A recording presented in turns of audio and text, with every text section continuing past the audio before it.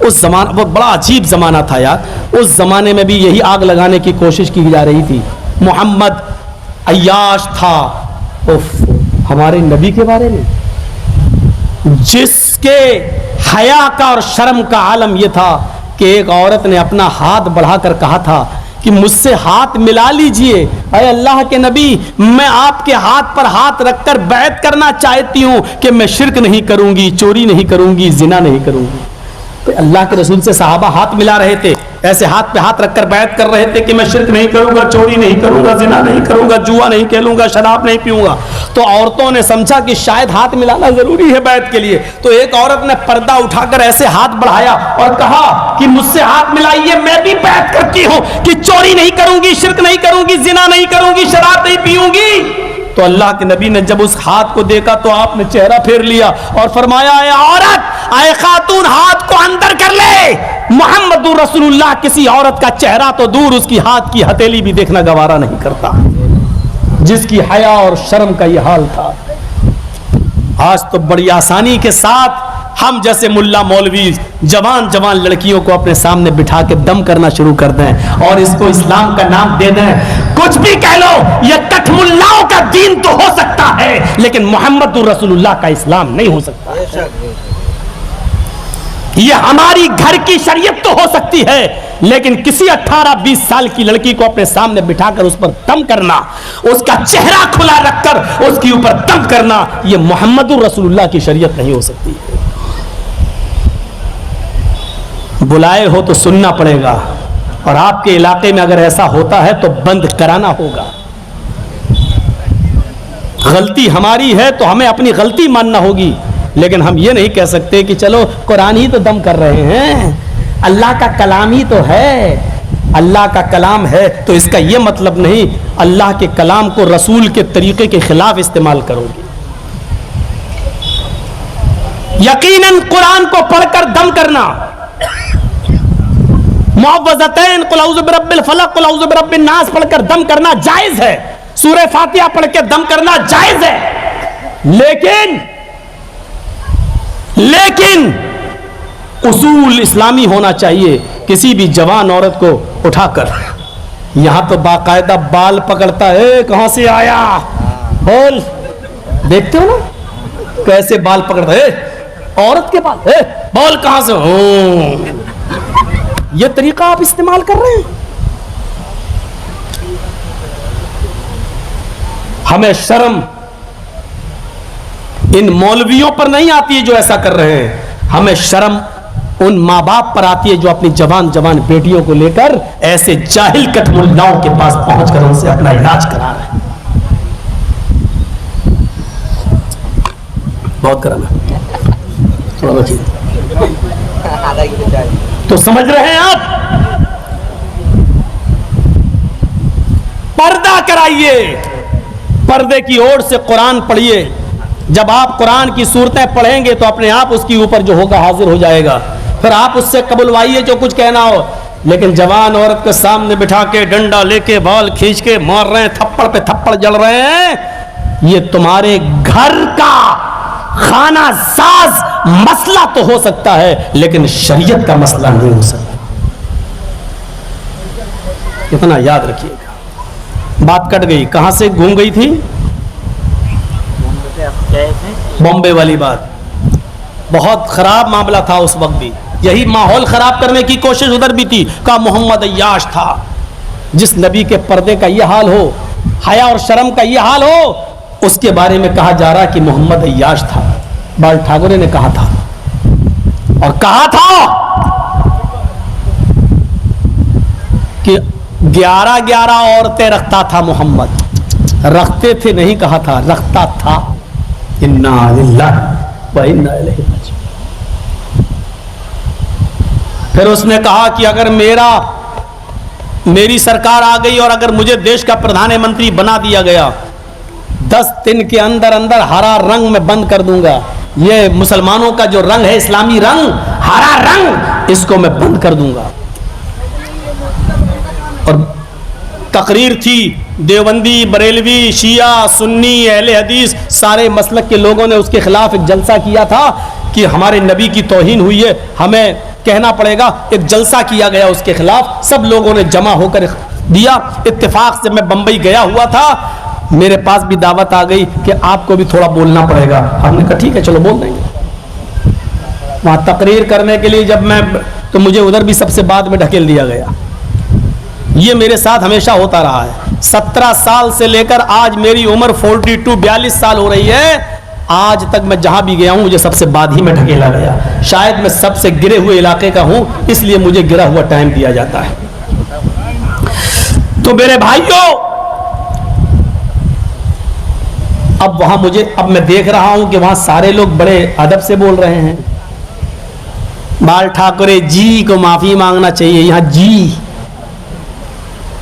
और मुझे गुस्सा आ रहा था कि जब इसने इतना बुरा बोला है तो उसको जी जी क्यों कह रहे हैं ये लोग, जितने मुल्ला मौलवी बैठे। ठाकुरे जी माफी मांगो। अरे भैया माफी मांगने से क्या हो जाएगा? तुम कौन होते हो? उसने गुस्ताखी की नबी की शान में, तो तुम कौन होते हो माफ करने वाले अगर वो माफी भी मांग ले तो? बात ये होनी चाहिए थी कि उसको कानूनी तौर पर सजा मिलनी चाहिए, केस होना चाहिए और अरेस्ट होना चाहिए, और भारत का जो कानून कहता है उसके मुताबिक उसको सजा मिलनी चाहिए। माफी मांगने का क्या? तो सबने बोला। उस वक्त इमाम बुखारी साहब भी थे, वो आज तो अहमद बुखारी साहब हैं, इनके वालिद साहब थे वो अब्दुल्ला बुखारी साहब, उनका भी था बयान। उन्होंने भी यही कहा था कि बहुत गलत बात हुई है, हमारे नबी की शान में गुस्ताखी हुई है, माफ़ी मांगी जाए। लेकिन 17 साल की उम्र थी मेरी। कहते हैं कि ये उम्र बड़ी ख़तरनाक होती है। 17 का मतलब खतरा। अब हमारा जब नंबर आया तो हमको क्या मालूम था कि हालात इतने ख़राब हो जाएंगे मेरी तकरीर के बाद। मैंने कहा कोई माफ़ी आफी नहीं। मैंने कहा कि बाल ठाकुरे ने जो ये बोला है कि मेरा नबी अय्याश था, मोहम्मद अय्याश था, मैं पूछना चाहता हूं हिंदू धर्म के ठेकेदार बाल ठाकुरे से। मैंने जी भी कुछ नहीं कहा। मैंने कहा होगा, अपने घर का नेता है तू, आसमान से तू उसी तरह पैदा हुआ जिस तरह हम अपनी माँ के पेट से पैदा हुए हैं। बड़े कैसे हो गए? सब बराबर हैं, भारत का हर नागरिक बराबर दर्जा रखता है। तो मैंने कहा कि अगर 11 बीवी रखने वाला अय्याश हो गया तो मुझे ठाकुरे बताए महाभारत में लिखा है कृष्ण कन्हैया की 16,108 गोपियां थी। कितनी थी? 16,108। और कृष्ण जी उनके कपड़े उठाकर बरगद के पेड़ पे चढ़ जाते थे। जब वो नहाती थी किसी गंगा में तो कपड़े उतार के अंदर नहा रही हैं नदी में, कृष्ण जी ऐसे थे कि कपड़े उठा के चढ़ गए बरगद के पेड़ पे। अब तुम निकलो ऐसे ही बाहर। अब लड़कियां जब बाहर निकलती थी तो देखती थी कपड़े नहीं हैं। कृष्ण जी बांसुरी बजा रहे हैं पो करके वहां। अब लड़कियों की नजर पड़ती वहां तो कहती हुई ये तो कृष्ण जी हैं, कपड़े ये बोले मेरे पास आओ और कपड़े ले जाओ, ये महाभारत में लिखा। मैं क्या करूं? अब मैंने ये बयान करना शुरू कर दिया। और वहां देख रहा हूं एक एक करके पुलिस वाले आते चले जा रहे हैं। अब मैं समझा कि सिक्योरिटी के लिए आ रहे हैं, मुझे क्या मालूम था ये पकड़ने के लिए आ रहे हैं। 17 साल की उम्र, इतना समझदारी नहीं थी। मैंने कहा बताओ, कृष्ण जी कह रहे हैं कि इधर आओ। तो लड़कियां मारे शर्म के एक हाथ ऊपर रख लिया, सीना छिपा लिया, एक हाथ शर्मगाह पे रख लिया ऐसे, और चलने लगी कपड़ा लेने के लिए। तो किशन जी बोलते नहीं, दोनों हाथ छोड़ दो, ऊपर से हाथ हटाओ, नीचे वाला भी हाथ हटाओ, दोनों हाथ खोल कर आओ मेरे पास।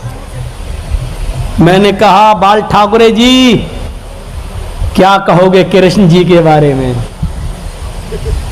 हमारे नबी ने तो हाथ की हथेली तक देखना गवारा नहीं की, और मुकाबला कर रहे हो तुम हमारे नबी का, तकाबुल कर रहे हो हमारे नबी का कृष्ण जी से।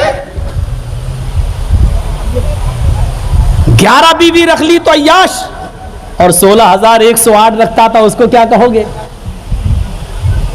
फिर मैं आ गया हरे रंग पर। मैंने कहा ठाकुरे जी तुम क्या, तुम्हारे बाप, ये शब्द मेरा मौजूद है, तुम क्या, तुम्हारे बाप भी हरा रंग बंद नहीं कर पाएंगे। हमने कहा कितनी हरी चीजों पर पाबंदी लगाओगे? तुम तो सब्जियां भी खाते हो तो हरे रंग की खाते हो। अल्हम्दुलिल्लाह तुम सब्जियां भी खाते हो तो वो भी इस्लामी रंग से रंगी हुई हैं। हमने कहा लौकी, परवल, पालक, मेथी, ये सारी चीजें जो खाते हो ये सारी सब्जियां हरे रंग से रंगी हुई हैं। हमने कहा आपके लाल रंग से रंगी हुई 2 ही 3 चीजें आती हैं, एक शलजम, एक टमाटर, एक गाजर। हमने कहा और भी कुछ लाल चीजें हैं जो हम लोग खाते हैं। अगर लाल रंग से इतना प्यार है तो तुम भी खाना शुरू कर दो।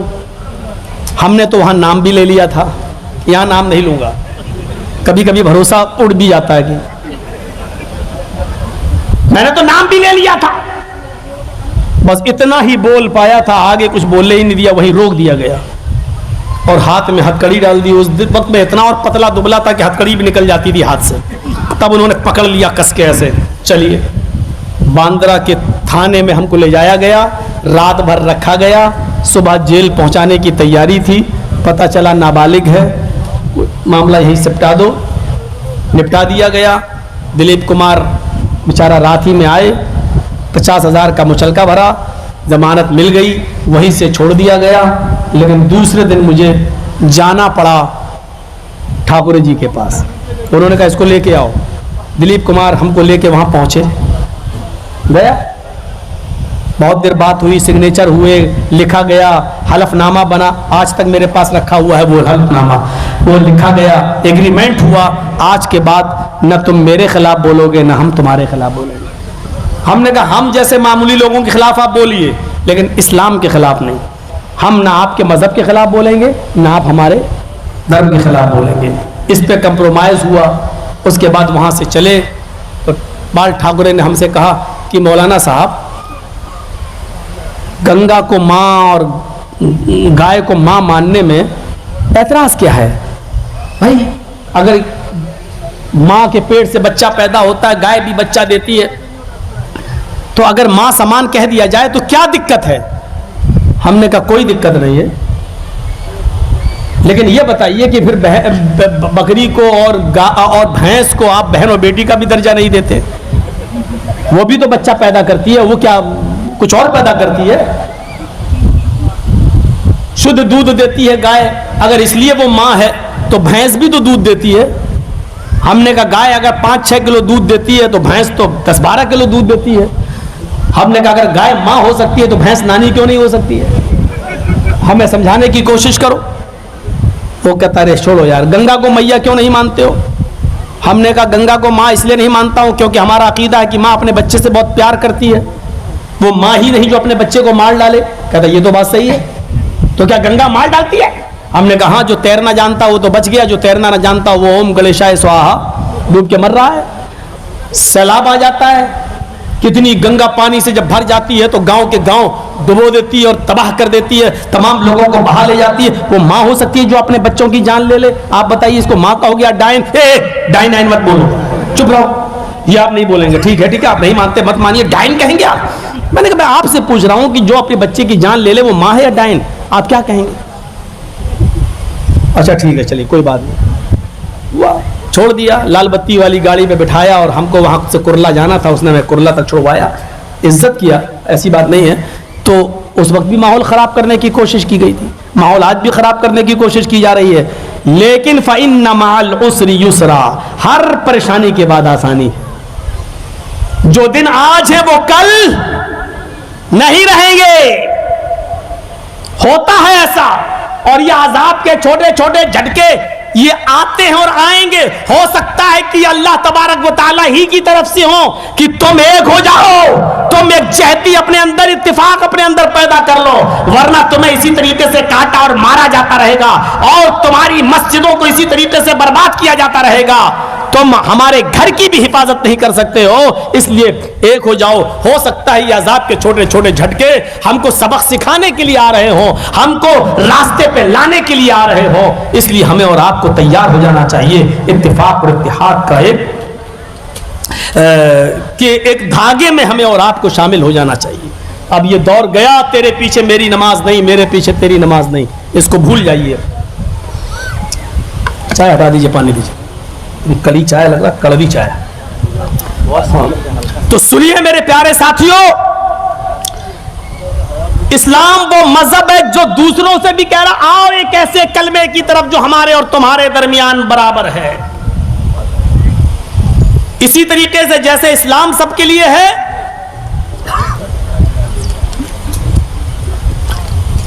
वैसे ही मोहम्मद रसूलुल्लाह भी सबके लिए है, अलग नहीं किया गया। हमें जोड़ा है, तौहीद को मजबूत किया गया है। इस्लाम कबूल करने के बाद इस्लाम हमें सबसे पहला दर्स क्या देता है? मायूसी निकाल कर एक अल्लाह पर मुकम्मल भरोसा करने वाले बन जाओ। सारी दुनिया तुम्हारी मुखालिफत करे, सारी दुनिया तुम्हें मिटाना चाहे मिटाए, लेकिन जब तक अल्लाह तुम्हें मिटाना नहीं चाहेगा तुम्हें कोई ताकत मिटा नहीं सकती। इस्लाम हमें सबसे पहले यह भरोसा और एतमाद हमारे अंदर पैदा करता है। अल्लाह का कोई काम हिकमत से खाली नहीं है। अपनी अकल को मत दौड़ाओ, ऐसा क्यों हो गया, इसमें क्या रीजन है। जो कह दिया मोहम्मद रसूलुल्लाह और जो कह दिया इस्लाम ने, हमें मान लेना, चाहे हमारी अकल में आए चाहे हमारी अकल में ना आए। एक दहरिया लेटा हुआ था एक पेड़ के नीचे, वो पेड़ था आम का। दहरिया जानते हैं ना, दहरिया जो अल्लाह, नबी, कुरान, इस्लाम किसी को नहीं मानता, नास्तिक जो किसी को नहीं मानता, वो लेटा हुआ था एक आम के पेड़ के नीचे। उसकी नजर खेत पर पड़ी, वहां तरबूज लगा हुआ था। उसने कहा देखो अल्लाह कितना बड़ा बेवकूफ है, देख रहे हैं आप। उसने कहा कि अल्लाह कितना बड़ा पागल है, जो छोटा फल था उसको तो ऊपर लगा दिया, और जो इतना बड़ा तरबूज है, इतना बड़ा फल है, उसको जमीन पे लगा दिया। अब बताओ, इसकी चोरी तो आसानी से हो सकती है जो बड़ा फल है, और जो छोटे फल को जिसकी चोरी हो जाए कोई फर्क नहीं पड़ता, उसको ऊपर लगा दिया। कितना बड़ा बेवकूफ है, अल्लाह से बड़ा तो कोई पागल ही नहीं है। इसलिए मैं कहता हूं अल्लाह है ही नहीं, अल्लाह नाम की कोई चीज ही नहीं। अगर अल्लाह होता तो तरबूज को ऊपर लगाता और आम को नीचे लगाता। अभी वो ये कह ही रहा था कि इतने में हवा चली, हवा थोड़ी सी तेज हुई, आम का पेड़ आम से टकराता है और एक आम टूटकर उसकी नाक पर गिरता है, चोट लगी उसको। वो कहता अल्लाह है। अब यकीन आ गया, वाकई उसने बिल्कुल सही किया है। अगर इस पेड़ पर यह तरबूज लटका होता और वो टूट कर मेरी नाक पे गिरता तो मेरा चेहरा भी बदल जाता, दांत भी टूट जाते, नाक भी पिचक जाती और मेरा थूथड़ा बदल जाता। नहीं, अल्लाह है। उसी दिन उसको समझ में आ गया कि अल्लाह का हर काम हिकमत से भरा पड़ा है, और वो इस्लाम ले आया। उसने कुरान को पढ़ना शुरू कर दिया। एक दिन की जिंदगी और एक आम के गिर जाने से उसने अपनी जिंदगी बदलकर अल्लाह का इकरार कर लिया और कुरान पर चलने वाला बन गया। फिर वो कुरान का दाई बन गया। लेकिन हमारी पूरी जिंदगी आज इस्लाम पे गुजरी है। हम आज ये नहीं समझ पा रहे हैं कि अल्लाह का पावर क्या है, अल्लाह की ताकत क्या है, बेटा कौन देता है, बेटी कौन देता है, रिस्क के दरवाजे कौन खोलता है, हमारे अनाजों में बारिश बरसाकर हमारे खेतों से अनाज कौन पैदा करता है, हमारी बिगड़ी हुई कौन बनाता है, हमारा मुश्किल कुशा कौन है, हमारा फरियाद दर्श कौन है, हमारी फरियादें सुनने वाला कौन है। आज पूरी जिंदगी हमारी 80-80 साल और 90-90 साल की इस्लाम के हालत में गुजर गई, लेकिन अभी तक हम अल्लाह के पावर और अल्लाह की ताकत को नहीं पहचान पा रहे हैं। ये हमारे जमाने का सबसे बड़ा अलमिया है, ये इस दौर का सबसे बड़ा दुख है, ये जमाने का सबसे बड़ा अलमिया है कि आज तक हम अल्लाह को कमजोर ही समझे बैठे हैं, और हमने अल्लाह से ज्यादा पावर और अल्लाह से ज्यादा ताकत हमने अल्लाह की मखलूक और अल्लाह के बंदों को दे रखी है। ये हमें समझने की जरूरत है। वो एक झटके में समझ गया। सन 1957 की बात है, मैं जो बताने जा रहा हूं उसको गौर से सुनिएगा। उस जमाने के अंदर ट्रेनें जो चलती थी वो इलेक्ट्रॉनिक इंजन से नहीं चलती थी, बल्कि कोयले वाले इंजन से चलती थी, और छोटी लाइन थी गोरखपुर से गोंडा, 200 किलोमीटर छोटी लाइन। गोरखपुर से जब चलती थी तो नौगढ़, बढ़नी, बलरामपुर, तुलसीपुर होते हुए वो गोंडा आती थी, और उस वक्त उस ट्रेन के ड्राइवर थे मोहम्मद कासिम। 20 साल से वो ट्रेन की ड्राइवरी कर रहे थे। गोरखपुर से उन्होंने ट्रेन स्टार्ट की। बढ़नी को क्रॉस करने के बाद, तुलसीपुर बलरामपुर को क्रॉस करने के बाद उनकी गाड़ी जब गोंडा की तरफ आगे बढ़ती है और राप्ती नदी के ऊपर से गुजरती हुई पुल को क्रॉस करके जब आगे बढ़ी तो उन्होंने क्या देखा, 50 मीटर की दूरी पर एक लड़की खड़ी है और वो ट्रेन के सामने आकर रुक जाती है, बल्कि लेट जाती है और वो इस ट्रेन से कटना चाह रही है। उसने अपना जिस्म, अपना शरीर ट्रेन की पटरी पर रख दिया। अब आप चाहे जितने ब्रेक लगाएं, लेकिन 50 ट्रेन के ब्रेक फौरन नहीं लगते हैं। ये साइकिल और बाइक की तरह नहीं कि यहां लगाओ और गाड़ी रुक जाए। ट्रेन के ब्रेक मेरे भाइयों 1-2 किलोमीटर पहले से लगाना पड़ते हैं और फिर धीरे धीरे जाकर रोका जाता है ट्रेन को। मोहम्मद कासिम ने जब उस लड़की को देखा, ज्यादा दूर नहीं है और वो लेट गई है, 17-18 साल की वो खूबसूरत लड़की, पता नहीं क्यों मरना चाहती है, लेकिन मोहम्मद कासिम ने ब्रेक लगाए, लड़की को बचाने की पूरी कोशिश की और हैवी ब्रेक लगाए। गाड़ी रोकने में वो कामयाब हुए। ब्रेक इतने हैवी थे कि ट्रेन का हर डब्बा हिल गया। पैसेंजर्स जो ट्रेन में बैठे थे उनको झटका लगा, लेकिन एक लड़की को बचाने के लिए उन्होंने ये रिस्क मोल लिया और गाड़ी को रोक लिया। जब झांक कर देखते हैं तो क्या देखते हैं कि उस लड़की में और हमारी गाड़ी के पहिए में सिर्फ एक बित्ते का, एक बालिश का फर्क रह गया, बस इतना फर्क। अगर इतनी और पहिया अगर आगे बढ़ जाता तो लड़की पर चढ़ जाता। कासिम साहब ने ठंडी सांस ली, चलो कम से कम उस लड़की को मैंने बचा लिया। जैसी ट्रेन से उतरते हैं, इतने में खेतों में काम करने वाले लोग भी उस लड़की के पास आ जाते हैं। क्या हुआ? ट्रेन की पटरी से उस लड़की को उठाया जाता है, नाक पे उंगली रखी जाती है, धड़कन देखी जाती है। नतीजा ये निकलता है कि जब उस लड़की को टटोला जाता है, उसको झिझोड़ा जाता है, तो पता चलता है कि वो लड़की तो हार्ट अटैक से मर चुकी है। गौर कर रहे हैं आप? ट्रेन का पहिया आने से पहले ही उस लड़की का हार्ट अटैक हो गया, लड़की मर चुकी है। मोहम्मद कासिम का बयान है कि मैंने अपनी जिंदगी में 20 साल से मैं ट्रेन चला रहा हूं, लेकिन 20 साल की जिंदगी में मैंने इतने हैवी ब्रेक कभी नहीं लगाए जो आज लगाए। और मैंने आज पूरी कोशिश की इस लड़की को बचाने की। इस लड़की पर ट्रेन का पहिया न चल पाए, मैंने पूरी कोशिश की और मैं कामयाब भी हुआ। लेकिन आज मुझे पुख्ता यकीन हो गया कि मौत और जिंदगी का मालिक कोई इंसान नहीं है, वो तो अल्लाह की जात है। मैं बचाना चाहता था लेकिन लड़की को बचा नहीं सका, क्योंकि उसकी मौत का मुकद्दर तो अल्लाह पहले ही लिख चुका था। तो मेरे प्यारे साथियों, इतना याद रखिए कि मौत और जिंदगी, अगर आप किसी की बचाना चाह रहे हैं मौत जिंदगी, तो ये आपका काम नहीं है, और आप किसी की जिंदगी लेना चाह रहे हैं तो ये आपके हाथ में नहीं है। मोहम्मद कासिम ने बचाने की कोशिश की, ट्रेन रोक भी दी, पहिया चला भी नहीं है, चढ़ा भी नहीं है उसके ऊपर, लेकिन लड़की पहिया चढ़ने से पहले ही मर चुकी है, हार्ट अटैक हो चुका है। यानी तुम बचाना चाहो तो जरूरी नहीं कि तुम कामयाब हो जाओ। मा तशाऊना इल्ला अन यशा अल्लाह, जो तुम चाहो जरूरी नहीं कि वो पूरा हो जाए, जरूरी यह है अल्लाह चाहेगा वही पूरा होगा। मेरे भाइयों, ये तौहीद, ये रिश्ता, इस्लाम हमें सबसे ज्यादा इस रिश्ते से जोड़ता है। बैठिए, संजीदगी के साथ सुनिए, अभी कुछ और बातें आपके सामने आएंगी, सुनते जाइए। ये इस्लाम है जो सबसे ज्यादा आपको अल्लाह रब्बुल आलमीन से जोड़ता है, भरोसे को मजबूत करता है।